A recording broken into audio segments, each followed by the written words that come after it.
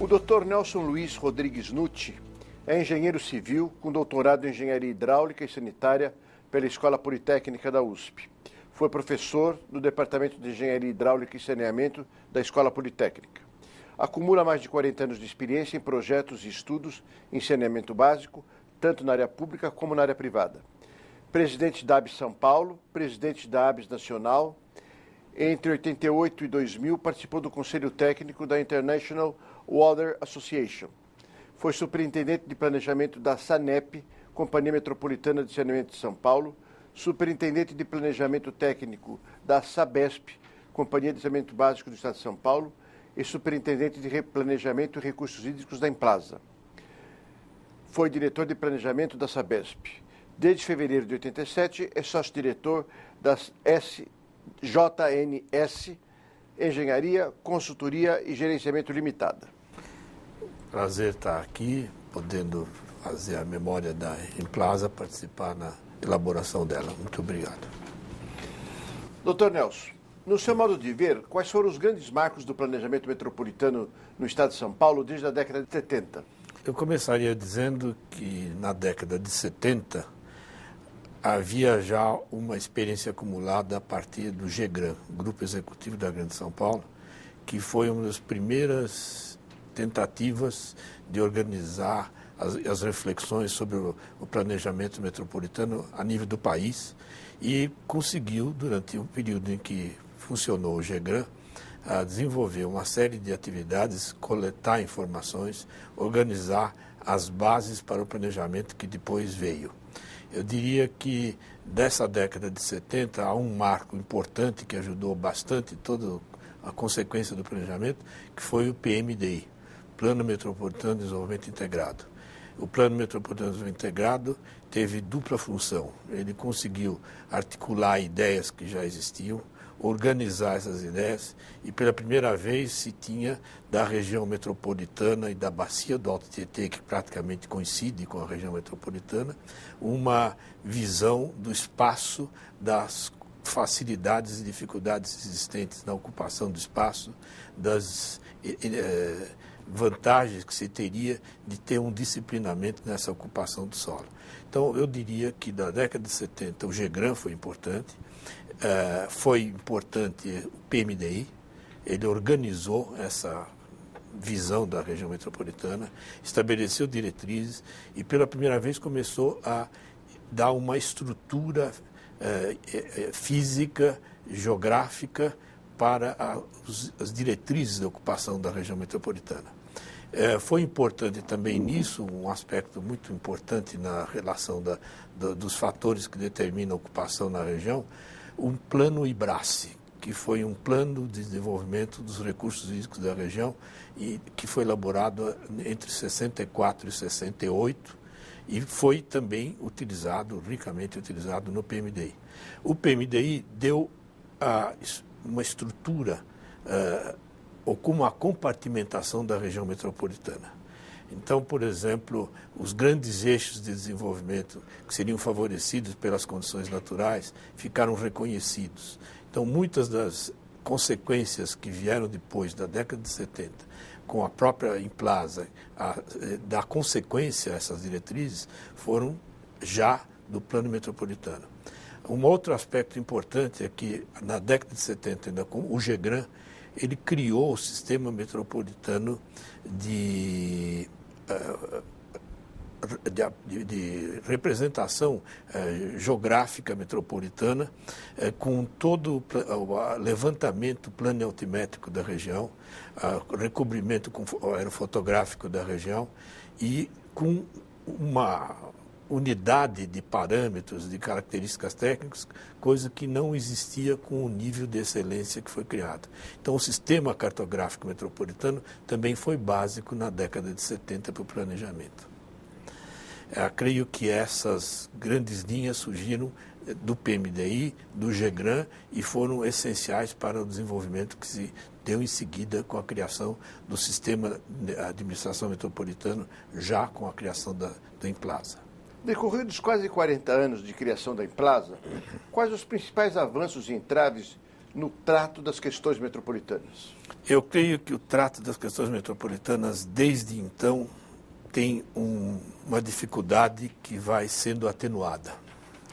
A primeira delas é de natureza cultural. A cultura do planejamento e a integração do planejamento na gestão do Estado brasileiro é muito recente. A consequência disso é que o planejamento metropolitano e o planejamento em geral, ele foi culturalmente trazido para as ações de governo praticamente como um apêndice. Foi uma conquista que ainda não se completou, tornar o planejamento como parte da gestão. Eu acredito que na década de 70, quando se começou a trabalhar isso de forma mais sistêmica, o planejamento era quase que tido como um documento que representava as intenções a partir de um diagnóstico. A incorporação disso no processo de gestão era uma dificuldade que existia até de compreensão do processo de gestão. A outra consequência disso é que os hábitos e a prática de gestão pública sempre foi setorializada. As ações setorializadas de infraestrutura e que já existiam com uma certa inércia, com uma certa prática, com um certo conjunto de interesses em torno dele. E a entrada de um determinado momento da compreensão de que existe a necessidade de articulação das várias ações e que há ações que só têm consequência quando articuladas, entra em conflito de poder. Então, o principal entrave que continua existindo é o planejamento não fazer parte da gestão. O planejamento passa a ser quase que uma componente do processo, mas não está integrado ao processo de gestão. A outra razão, essa é de natureza técnico-cultural, a outra razão é de natureza política. Eu acho que o exercício de planejamento necessita uma prática de atuação que a democracia só é capaz de criar. E nós, na década de 70, nós estávamos em plena vigência no regime autoritário. Então, a Constituição, que deu origem ao sistema de administração metropolitana, que criou as instituições todas, ela estava bastante marcada pela cultura de gestão pública da época autoritária. Então, o planejamento não pode existir se ele não for algo que permeia todos os estratos da sociedade, particularmente a gestão metropolitana, desenvolvimento urbano, ocupação do solo. As intervinências são de vários níveis de poder, desde local, dos interesses das comunidades locais, os municipais, o estadual e alguma coisa que permeia o estadual e o municipal, que é do interesse metropolitano. A prática do planejamento só se fará efetiva quando todas essas parcelas que compõem os interesses na gestão metropolitana, elas estiverem integradas de alguma maneira. O processo de gestão de planejamento na década de 70, apesar da enorme excelência dos quadros técnicos que conseguiram ser reunidos naquela época, que marcaram toda a história do planejamento metropolitano, marcam até hoje, são referências até hoje, a verdade é que não houve, naquela época, uma ação pública sistêmica de planejamento como processo de gestão. Então, produziram-se muitos documentos, produziram-se até leis que, na verdade, não puderam ser integrados a um sistema de gestão, porque esse sistema de gestão que incorpora o planejamento não existe, porque não havia a prática de consulta democrática que faça esse planejamento provir das demandas reais e voltar como uma oferta pública para os interesses que existem. Doutor Nelson, No desempenho de suas funções como superintendente de Planejamento e Recursos Hídricos da Emplasa, desenvolveu estudos que embasaram a legislação pioneira de proteção aos mananciais. Quais as suas avaliações quanto, primeiro, ensinamentos advindos da aplicação dessa lei? Segundo, de que forma analisa a efetividade e a eficácia da lei face ao processo de ocupação urbana da área? Terceiro, quais os acertos e erros dessa legislação? Começar pela primeira pergunta, a legislação de proteção aos mananciais, ela atendia a uma necessidade evidente. A região metropolitana, ela coincide com a bacia do Tietê, onde estão localizados os principais mananciais abastecedores da região metropolitana. E havia uma tendência evidente de um crescimento urbano que poderia alcançar as bacias contribuintes desses mananciais, com deterioração da qualidade da água e até mesmo com redução da quantidade de água disponível. Então, isto vinha atender também uma constatação que havia sido feita no PMDI, que era preciso organizar o espaço metropolitano, fundamentalmente, se eu posso resumir, em uma grande eixo de ocupação leste-oeste, com preservação ao norte e ao sul, por razões de ordem fisiográfica e hidrográfica. Ao norte, por causa da Serra da Cantareira, evidentemente era uma área de fácil degradação por causa das declividades do solo, a ocupação poderia criar erosões crescentes, etc. E ao sul, por causa da proteção dos mananciais, então havia necessidade de concentrar a ocupação ao longo de um eixo leste-oeste. A legislação de proteção de mananciais, ela vinha ajudar ao disciplinar o uso do solo ao sul, exatamente a configurar uma ocupação da região metropolitana como já havia sido pensada no PMDI. A necessidade de uma legislação de proteção de mananciais é porque as alternativas existentes de proteção de mananciais, que as práticas usuais dispunham, que são, de fato, resumidas à desapropriação da área da bacia, no caso da região metropolitana é impossível. O custo dessas áreas tornaria impossível. Já existia na região metropolitana um exemplo, o manancial, um pequeno manancial do Alto Cotia, em que a área foi desapropriada. Mas isso é uma parcela minúscula das bacias hidrográficas que contribui para o abastecimento. Então era preciso ter uma ocupação do solo compatível com a preservação da qualidade e da quantidade das águas. O que se constatou é que essas áreas cobriam quase metade da região metropolitana em área, que era preciso estabelecer aí diretrizes de tal maneira que a ocupação gerasse um tipo de poluição compatível com a preservação dos mananciais. Isto foi pioneiro, mas não é inusitado. Existem exemplos similares em alguns lugares do mundo, não talvez com as situações críticas que existiam e existem na região metropolitana, por causa do porte da cidade, por causa do crescimento espantoso que vivia a região metropolitana na década de 70, 5%, 6% ao ano de crescimento populacional, por conta também da ausência de capacidade do Estado brasileiro de determinar essa ocupação, de interferir de alguma maneira mais eficaz no direcionamento dessa ocupação em acordo com o mercado imobiliário. Não existia essa prática. O que aconteceu? Acabou-se criando uma legislação que ela é mandatória, que ela estabeleceu restrições à ocupação com um objetivo excelente, um objetivo que era em acordo, atendia uma demanda real, mas com uma dificuldade, já respondendo às duas questões seguintes, com uma dificuldade que acompanha toda a legislação. Essa legislação, ela era parte de um tripé de ações que deveriam preservar os mananciais. Esse tripé era formado pela própria legislação, pela existência de um mecanismo de financiamento metropolitano, que era o Fundo Metropolitano de Financiamento, que poderia oferecer aos municípios, às prefeituras que tivessem restrições no uso do solo por conta dessa legislação, algum tipo de compensação. E o terceiro era a existência de um plano habitacional metropolitano capaz de absorver aquela ocupação que ia ser negada na área de mananciais.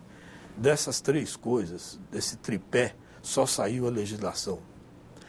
E a legislação, ela foi um pouco uma consequência da época que a gente vivia e do modelo de gestão pública que se vivia. A legislação veio do poder público estadual, alcançou competências e interesses municipais, alcançou o mercado imobiliário, mas houve pouco diálogo, pouca prévia negociação para que essas coisas acontecessem em harmonia. Mas isso era o modelo que existia. A imagem que existia, mesmo de técnicos que não concordavam com o regime autoritário de então, não havia a prática dessa gestão das demandas públicas para transformá-las em ofertas mediante diálogo.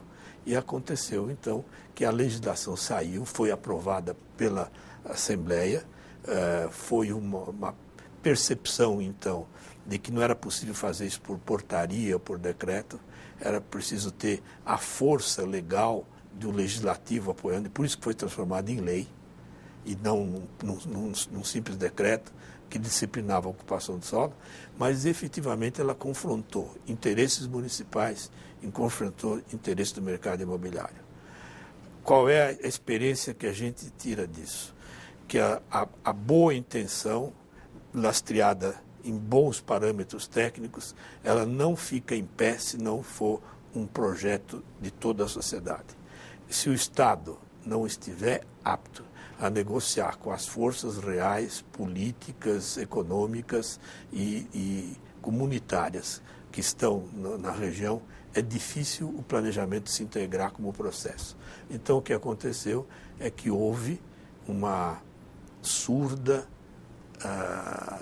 reação dos interesses contrariados contra a legislação. A legislação foi, durante um certo período, amparada tecnicamente, a Emplasa e a Secretaria dos Negócios Metropolitanos, o próprio governador, deram força nos primeiros momentos, nos primeiros anos da legislação. Havia, do ponto de vista técnico, suporte para as indagações que se faziam visando a ocupação. Havia agilidade nessa resposta, mas, na verdade, havia uma clandestinidade que o Estado não conseguiu superar. Então, o que aconteceu foi que uma parte da ocupação que se deu lá foi clandestina e totalmente contrária aos interesses de preservação. Isso acabou gerando algumas coisas que a gente pode falar mais adiante, como as tentativas de correção dos insucessos no programa de proteção de mananciais que hoje existe ao nível do Estado e dos municípios da região metropolitana, que é uma correção de um desvio que a clandestinidade propiciou. Então, qual é o grande ensinamento que eu acho que se tem que ter? É que o planejamento ou a gestão dos interesses públicos tem como planejamento uma condição essencial, mas não é suficiente. É preciso haver essa participação, essa anuência, não é o termo anuência, mas essa participação dos interesses acordados dentro da legislação e dentro do processo de gestão, coisa que não houve. O mercado imobiliário era uma outra dimensão que mais tarde se tentou incorporar ao processo. Houve até a tentativa de fazer um estudo e um projeto específico de como incorporar o mercado imobiliário aos objetivos da proteção dos mananciais. Por várias razões, não chegou a sair sequer o estudo. Dr. Nelson, a Emplasa, quando foi criada, tinha como objetivo principal controlar e ordenar o processo de ocupação do território metropolitano, buscando a proteção dos recursos hídricos para o abastecimento público. Ela conseguiu, de alguma forma, interferir nesse processo? Sem dúvida, sem dúvida. Eu acho que hoje já é uma marca aceita por todos os níveis da organização pública, de governança pública, a necessidade de preservação dos mananciais.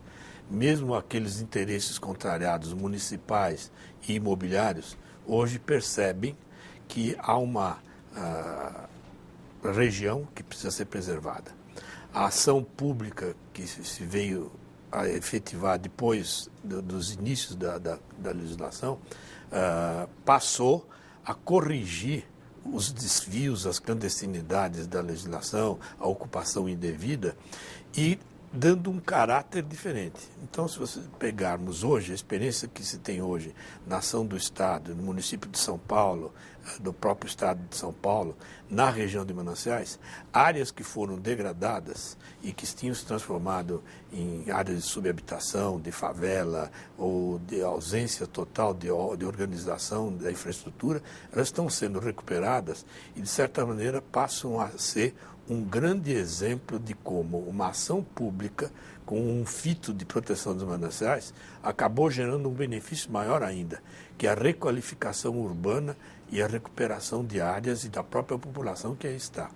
Então, as informações mais recentes, as pesquisas mais recentes, a própria experiência profissional nossa mais recente na área, nos programas de mananciais, a gente percebe que há uma requalificação urbana muito grande, as áreas degradadas passam a ter aspecto de um bairro, passa a haver, inclusive, diminuição de violência, porque a ordenação, pelo investimento público, na ordenação do espaço, com criação do sistema viário, recuperação dos canais de drenagem, a implantação de rede de água, rede de esgoto, água pluvial, espaços públicos de jardins, parques lineares, estão requalificando uma área que estava degradada.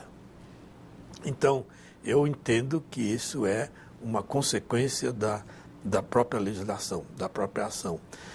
Se ela não foi uma ação com a eficácia que se imaginava de início, ela já tem uma marca definitiva. Hoje ninguém mais pensa na região metropolitana sem pensar que tem uma área ao sul, que é de proteção de mananciais, que tem usos nobres, inclusive para recreação, inclusive para ocupação ordenada e, claro, principalmente para a preservação das águas. Na sua gestão, na Implasa, quais os projetos mais significativos? Sem dúvida, o projeto mais significativo foi a criação de todos os elementos técnicos que embasaram a legislação, que se transformaram em parâmetros da legislação de uso e ocupação do solo. Mas foi importante também dar sequência ao processo que havia sido iniciado no GEGRAM de criação do Sistema Cartográfico Metropolitano. Então, o Sistema Cartográfico Metropolitano estava na nossa superintendência, ele foi ampliado, foi melhorado e serviu de base para toda a ação de planejamento metropolitano nos vários níveis, municipal, estadual. A Sabesp, por exemplo, utilizou desde então a base cartográfica gerada no sistema metropolitano. Foi extremamente rica as informações que foram obtidas aí, com a informatização das informações. Esse, então, foi um outro aspecto importante. Outro projeto interessante que foi feito foi ligado às diretrizes para a drenagem. Isto é, infelizmente, até hoje um problema que não está resolvido. A drenagem continua sendo fundamentalmente resolvida em dois polos extremos: o município e o Estado. O município na microdrenagem e o Estado na macrodrenagem. E existe uma área intermediária aí que está ligada ao uso e ocupação do solo, que determina as condições de drenagem, que hoje estão evidentes. A impermeabilização do solo em áreas que não deviam ser impermeabilizadas geraram crescentes volumes de enchente. Essas enchentes vão criar problemas ano a ano, a cada vez que tem período de chuva, porque a ocupação do solo foi indevida. Além disso, quando se faz a impermeabilização e galerias de águas pluviais, a gente faz o quê? Faz uma concentração mais rápida de águas nas partes mais baixas. Então, os cursos d'água de maior porte acabam recebendo mais água em menos tempo. E foram dimensionados para uma situação que não é essa que está na realidade. Então, havia a preocupação de criar foram feitos 5 planos de drenagem regionais, dividindo a região metropolitana em 5 áreas, e para cada uma dessas áreas foram dadas diretrizes de interesse metropolitano para os recursos hídricos e para a drenagem. Infelizmente, isso não chegou a sair do papel, não se transformou nem a nível municipal, nem a nível estadual, em diretrizes estabelecidas com força de norma legal. E aí os problemas a gente está vendo aí. As áreas que crescem com impermeabilização crescente, que se vai buscar resolver por piscinões, etc., porque o sistema de drenagem não dá resposta. Então, acho que esse foi um outro aspecto bastante importante e não foi, lamentavelmente, não foi adiante. O quarto aspecto importante que foi abordado naquela oportunidade foram as diretrizes para o sistema de água e de esgoto. Particularmente, um dos aspectos importantes é que já na época que a Implasa começou a funcionar, primeiro governo com a Implasa funcionando, já se notava uma redução das perspectivas do ritmo de crescimento urbano. E os planos de abastecimento de água e o plano de esgotamento sanitário que existia na Sabesp, por exemplo, elaborado pela Sabesp, eles se baseavam numa hipótese de crescimento urbano muito maior do que o que veio a se verificar. E a Implasa, no nosso caso aqui, na Implasa, na época, já tinha detectado essa mudança de perspectiva. E as populações de projeto que deveriam ser utilizadas ficaram definidas em orientações que a Implasa utilizou. Não chegaram, entretanto, a modificar os planos da Sabesp em água e esgoto. Só mais tarde, já passados uns 10 anos, é que a Implasa fez um acordo com a Sabesp e reestudou toda a demografia da região metropolitana. Então, é um trabalho que a Implasa, com o conhecimento que tinha, levou até a Sabesp e modificou os planos. Então, alguns dos planos de água e esgoto da região metropolitana da Sabesp tiveram que ser reduzidos no porte, porque efetivamente a população cresceu muito menos do que se imaginava. Alguns dos investimentos que foram feitos foram investimentos que puderam ser adequados à nova realidade em tempo. Foi extremamente útil essa contratação, porque senão nós iríamos ter ociosidades onde não deveria ter, sobre investimentos. Doutor Nelson, atualmente 2 enfoques de planejamento são privilegiados: o local e a macro-região, como temos visto, por exemplo, na Europa. E essa tendência permeia também as atuais reflexões da Implasa. Como avalia essa tendência? Eu acho que é essencial essa tendência voltar a ser presente na gestão pública. Com muita alegria eu vejo que de uns 5, 10 anos, 5 anos para cá, essa preocupação de olhar amplamente para o espaço e não se limitar para os aspectos locais, voltou a ser presente. Então, eu acho essencial que a gente volte a ter, como está felizmente acontecendo, até institucionalizada, uma visão macrometropolitana. A região metropolitana foi uma consequência de necessidades que se afirmaram claramente na década de 60 e 70, até pela conurbação. Hoje a gente percebe que esses efeitos de conurbação e as interconexões existentes na economia tornam necessário que áreas adjacentes, também regiões metropolitanas, passem a ser encaradas articuladamente. Então, a macrometrópole é uma visão que precisa ser implantada. Na verdade, é preciso fazer justiça. Já na década de 70, houve algumas tentativas de imaginar o que na época parecia um sonho totalmente descolado, a macrometrópole Rio-São Paulo. Nós deixamos de ver isso como preocupação, até porque provavelmente aquilo estava dentro do seu tempo, essa preocupação estava dentro do seu tempo, e voltamos a cada vez mais a nos encolher numa visão local. Estamos retomando, felizmente, a visão macrometropolitana. As indicações que se tem é de que até o embasamento legal, com a própria legislação existente, ele dá condição de uma ação macrometropolitana. Integrar as funções, as estruturas, com uma visão macrometropolitana, com o embasamento legal que existe. O que é uma grande coisa, porque se existe embasamento legal, é possível politicamente, é possível tecnicamente avançar nessa linha. E a própria criação das regiões metropolitanas, como as recentes, feitas pelo governo do Estado, elas são extremamente importantes. O fato também de que hoje a ação da Secretaria se estende não só à região metropolitana de São Paulo, mas às regiões adjacentes, a Baixada Santista, o Vale do Paraíba, Campinas, eu acho que é muito importante. A outra coisa importante que eu vejo no formato que se está praticando no momento é que todo o know-how técnico da Emplasa, que já se desenvolveu para a região metropolitana, de alguma maneira ele pode ser utilizado também nas outras regiões adjacentes, outras regiões metropolitanas adjacentes. Eu acho que isso aqui está no caminho certo.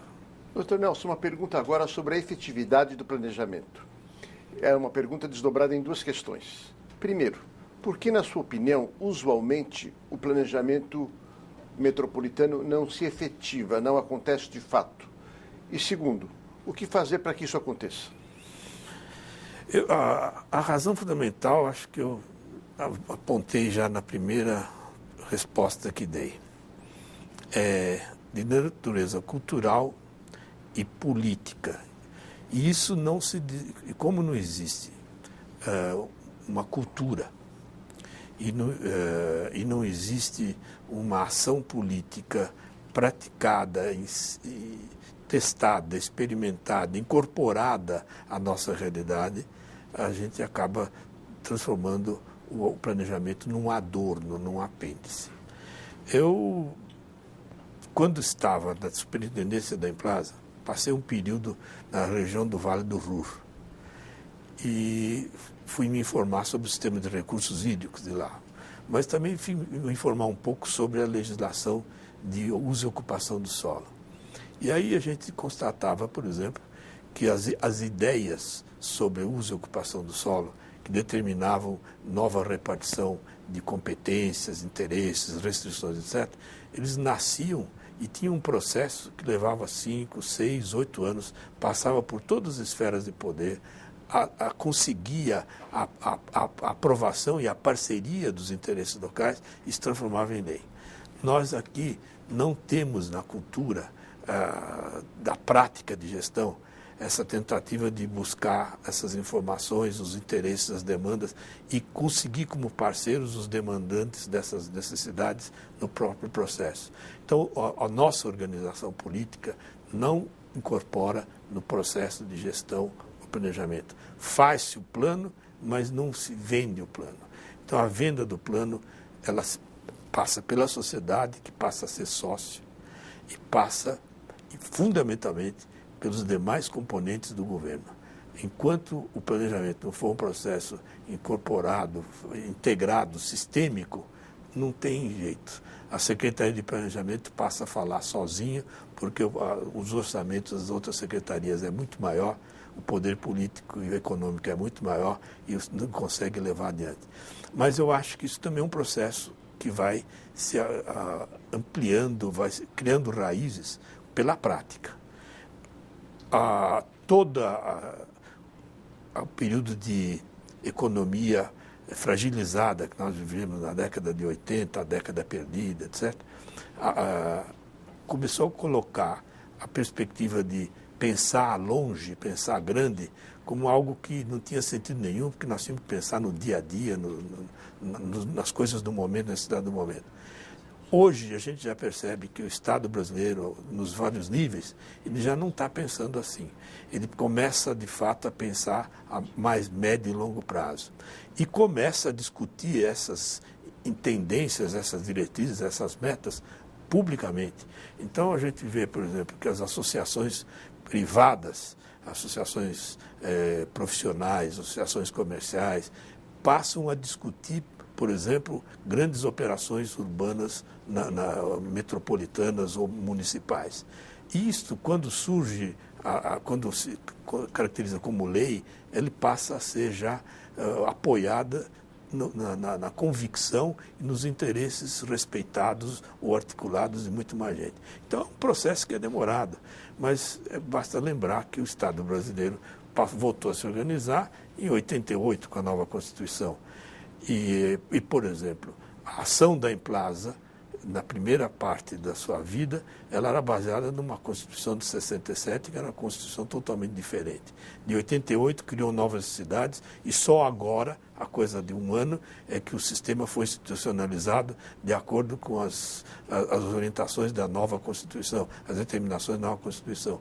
Então, isso é uma prática que, como toda prática que depende de um estágio cultural, ela leva tempo.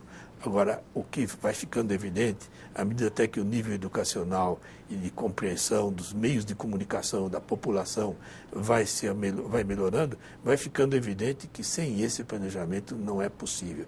E que é preciso que o planejamento seja parte do processo de gestão. Não é possível gestão sem planejamento, mas não é possível consequência só com o planejamento. É preciso que o planejamento seja parte do processo de gestão. Eu creio que há uma tendência crescente do planejamento ser mais efetivo, mais eficaz. Quer dizer, fazer com que as suas pretensões, as suas ideias, as suas diretrizes sejam, de fato, ideias e diretrizes da própria gestão pública.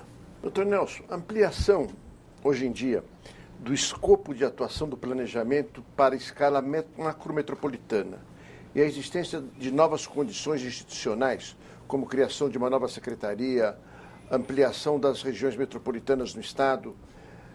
Esse conjunto de fatores poderão trazer certa perenidade, na sua opinião, para o planejamento metropolitano, isto é, propiciarão a implantação de ações que concretizem esse planejamento?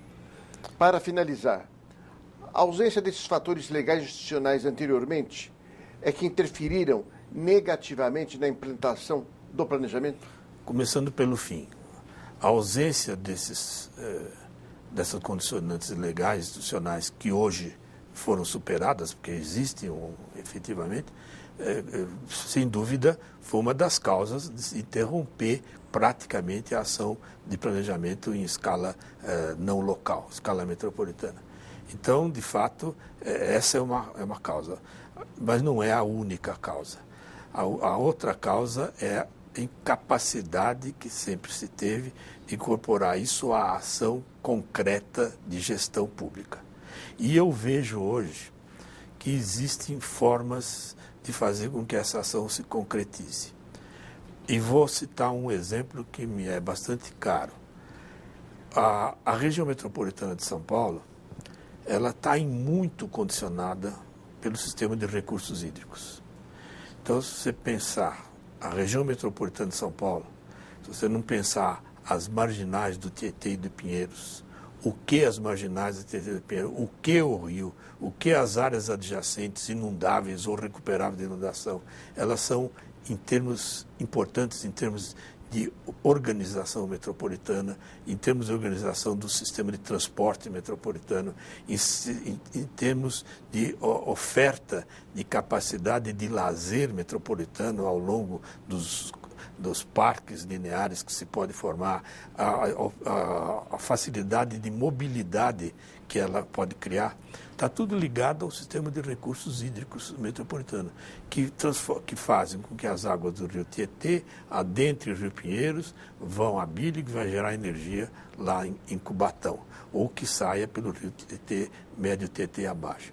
Então, A intervenção no rio Tietê, no rio Pinheiros, é uma intervenção que depende do Estado e depende dos municípios. Depende, portanto, de uma ação metropolitana, que interfere com o sistema hidroenergético, que interfere com o sistema de água e esgoto, que interfere com o sistema de drenagem e que interfere com o sistema de resíduos sólidos.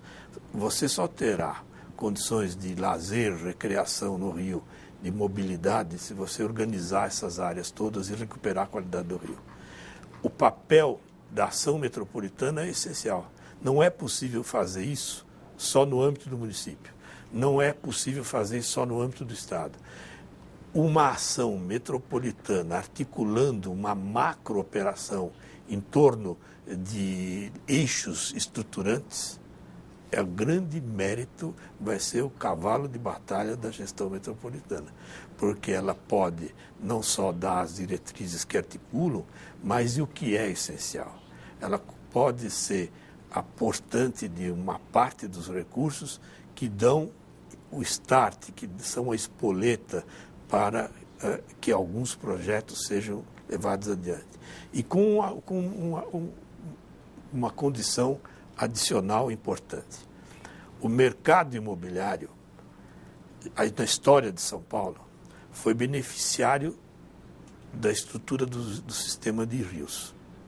Então, o grande beneficiário da retificação do Pinheiros foi a Light, que recebeu todas as áreas que eram inundáveis pela enchente de 1929 como áreas que ela passava a deter como propriedade com utilização dessas áreas. Com isso, criou uma expansão imobiliária enorme que ela ampliou mediante, por exemplo, a City Improvements, que a maior parte dos diretores da City Improvements eram sócios da Light, com as linhas de bonde que levavam demanda de loteamento para essas áreas que eram abertas à ocupação pela City Improvements. Então, a Light foi quem marcou a cidade provinciana de São Paulo para a metrópole de São Paulo na década de 20 e 30, através da retificação do Pinheiros e a geração de energia em Cubatão. Esse mesmo tipo de atuação, hoje, trazido para o âmbito do Estado, vai gerar uma capacidade de valorização do solo imobiliária que o setor imobiliário privado tem interesse em utilizar. E que, neste momento, o Estado, em parceria com o privado, pode se beneficiar dessa valorização do mercado e gerar recursos para aplicar em outras áreas, como, por exemplo, melhoria da qualidade das águas do rio, em obras de contenção de cheias, de retificação de córregos, melhoria do sistema de coleta, melhoria do sistema de coleta de esgoto, melhoria do sistema de recursos hídricos e a melhoria do sistema de varrição e resíduos sólidos. Então, eu creio que começa a ficar patente. Isso ficou evidente, inclusive, num seminário que houve no Instituto de Engenharia em novembro passado, uma confluência de perspectivas, de ideias do setor privado, do setor público, dos grandes ofertadores de infraestrutura, no fato de que se pode articular ações desse tipo e essa articulação tem que ser por um ente do Estado. Qual o ente do Estado? O ente metropolitano. E como? Através de uma operação infraestruturante que vai criar marcas definitivas, como a Light fez em São Paulo, na bacia do Pinheiros, com a retificação do Rio Pinheiros. Doutor Nelson, no Brasil, especificamente em São Paulo, planejar poderá se viabilizar, isto é, o administrador público terá recursos, na sua opinião, para implantar ações que interfiram na qualidade de vida da população? Com isso, desenvolver uma mentalidade de análise, de controle e de prevenção de riscos ambientais e urbanos? Eu creio que sim. Não é um processo que se instaure rapidamente, né? Mas é um processo, sem dúvida nenhuma, com intensidade e com amplitude crescente. Acho que o planejamento vai dando respostas, ele vai sendo reconhecido como algo que é efetivo, que não é um documento para colocar numa prateleira, mas que é alguma coisa que disciplina, que antevê, que propicia uma ação prévia para evitar a desordem urbana, a deterioração ambiental. Hoje é muito difícil que determinadas obras sejam feitas, determinados avanços sejam feitos, sem que se faça a pergunta sobre qual é a consequência ambiental. E a consequência ambiental, se não for antevista, você não tem como responder à degradação que ela propicia.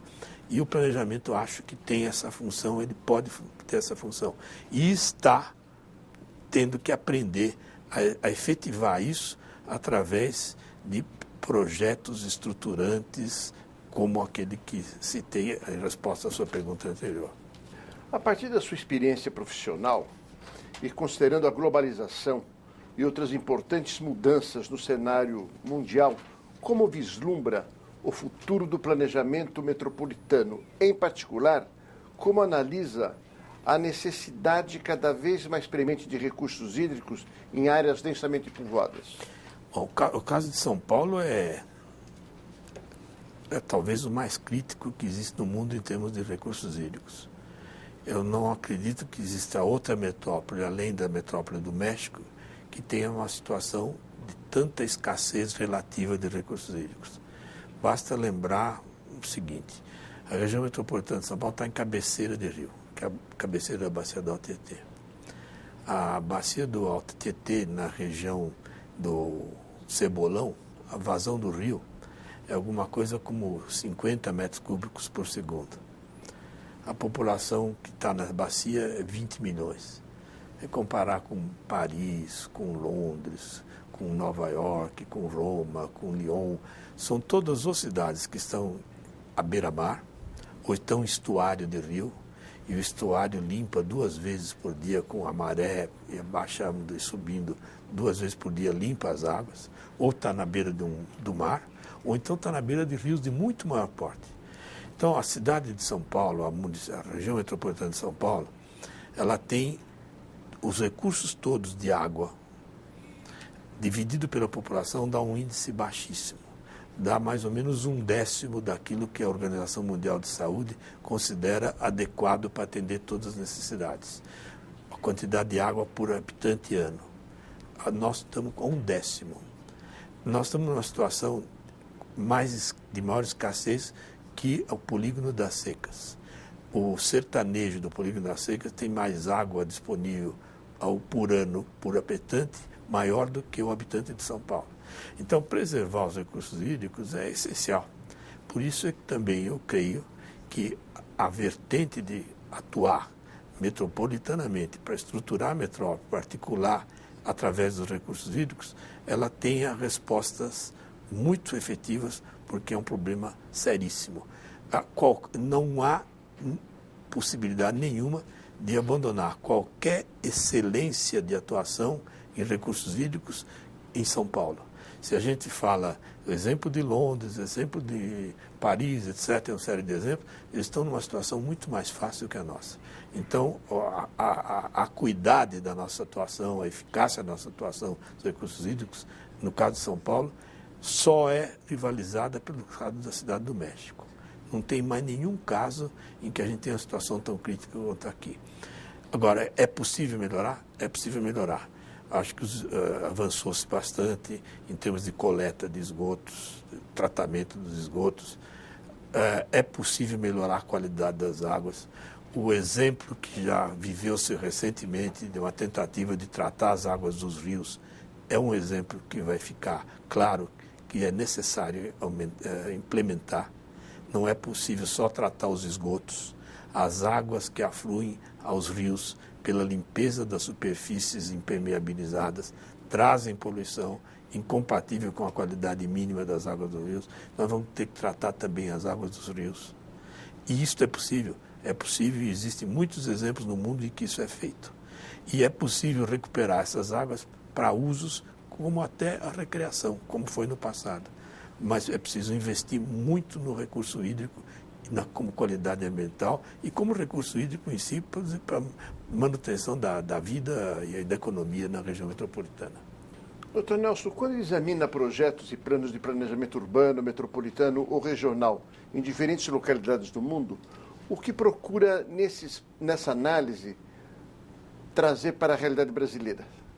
Eu acho que o fundamental a trazer é a prática de gestão e a integração do planejamento na prática de gestão.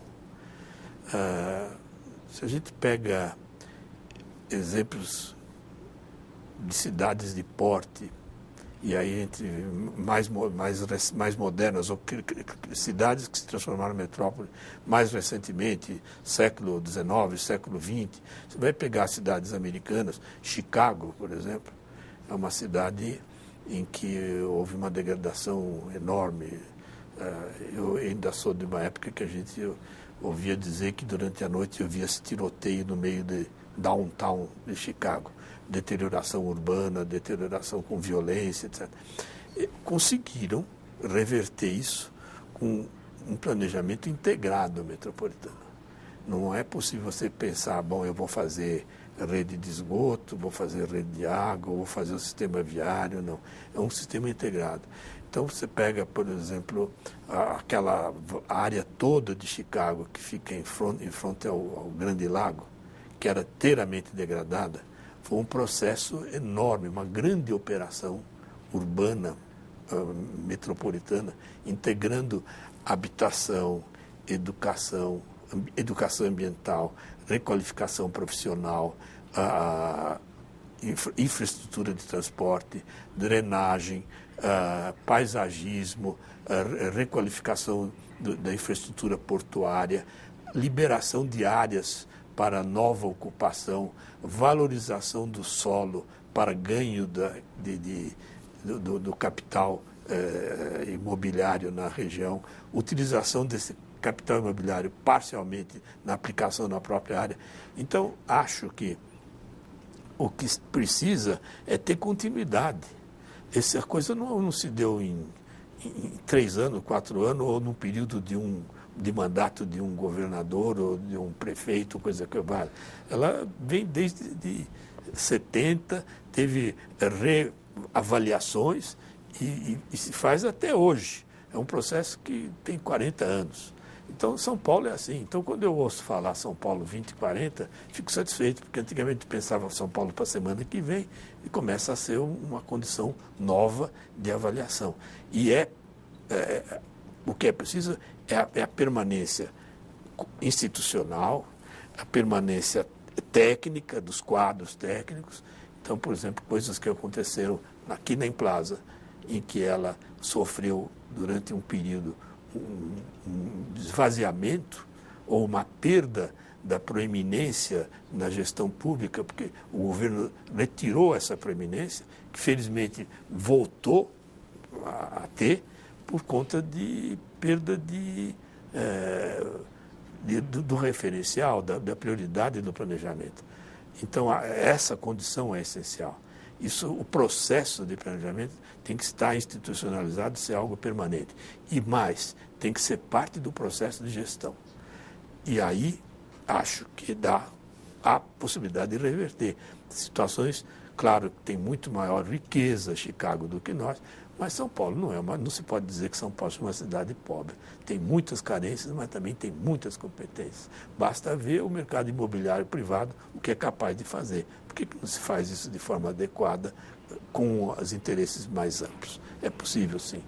Doutor Nelson, para finalizar seu depoimento tão interessante, que projetos e planos considera de relevância para o futuro do planejamento metropolitano?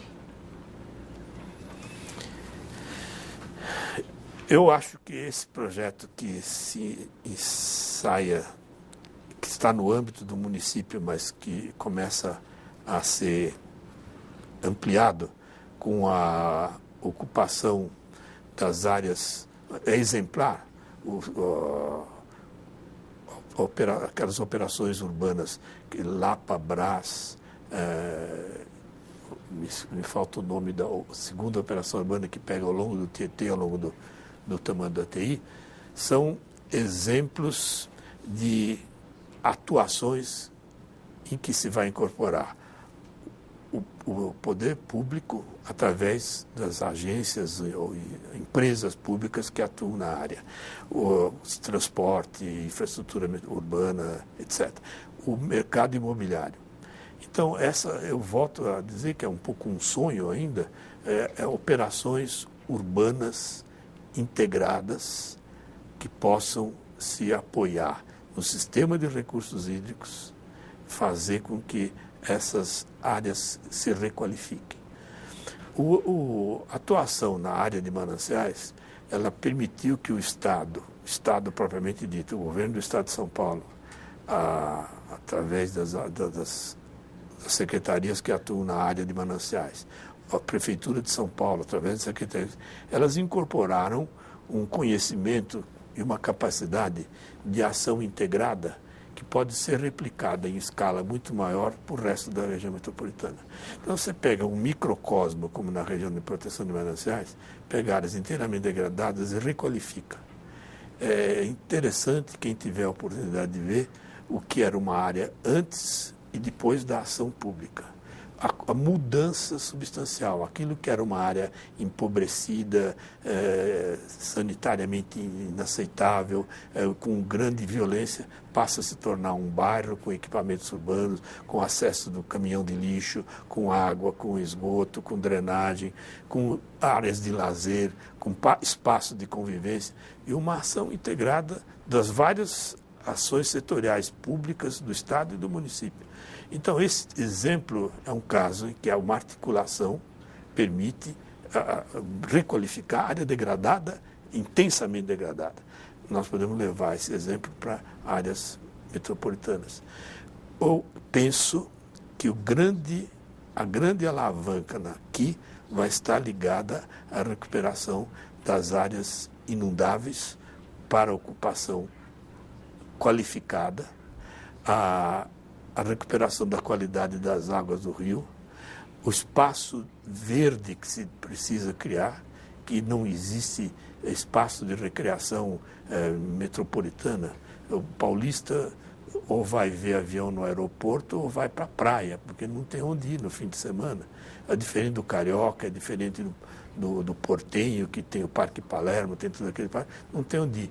Então, isso tudo também vai criando um compromisso de amor, de beleza da população com a cidade, que vai fazendo a cidade ser mais bem tratada. Então, eu penso que são as grandes operações urbanas, infraestruturais, que devem ser levadas adiante. E a gente tem desde o exemplo que está incipiente, em curso, no âmbito do município, São Paulo 2040, mas tem um exemplo concreto de muitos anos na área de proteção de mananciais, para saber como é que se integra isso ao nível metropolitano. Doutor Nelson, muito obrigado em nome da Implaza pelo seu depoimento. E agora o senhor está com a palavra para as suas despedidas. Eu fico muito grato de ter tido a chance de poder aqui rememorar alguns fatos de um período da minha vida profissional que foi muito rica. Eu sou engenheiro civil de formação, trabalhei sempre na área de engenharia, mas eu não tenho a menor dúvida de reconhecer que foi no período em que eu trabalhei na Implaza, junto com a multidisciplinaridade de profissões que a gente convive, desde advogado, economista, urbanista, geógrafo, sociólogo, etc., e enriqueceu muito a minha compreensão da minha profissão e da própria vida. Eu sou devedor à Implaza. Obrigado.